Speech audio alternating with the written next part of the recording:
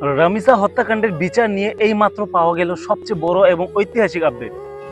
ঢাকা আইনজীবী সমিতি আজ সর্বসম্মতিক্রমে চূড়ান্ত সিদ্ধান্ত নিয়েছে যে ঢাকা বারের কোনো আইনজীবী এই পৈশাচিক খুনি দম্পতির পক্ষে আদালতে দাঁড়াবেন না, অর্থাৎ কোনো উকিল তাদের মামলা লড়বেন না।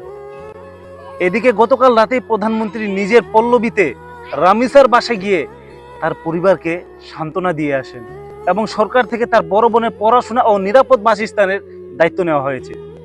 স্বরাষ্ট্রমন্ত্রী স্পষ্ট জানিয়েছেন, সিআইডি ল্যাবে ডিএনএ টেস্টের কাজ চলছে এবং আগামী রবিবারের মধ্যেই আদালতে এই মামলার চূড়ান্ত চার্জশিট জমা দেওয়া হবে।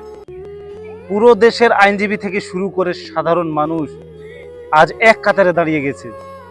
খুনিদের জন্য কোনো আইনি সহানুভূতি নেই। আমাদের একটাই দাবি, ফাস্ট ট্র্যাক আদালতে আগামী কয়েক দিনের মধ্যেই এই খুনির ফাঁসি কার্যকর করতে হবে।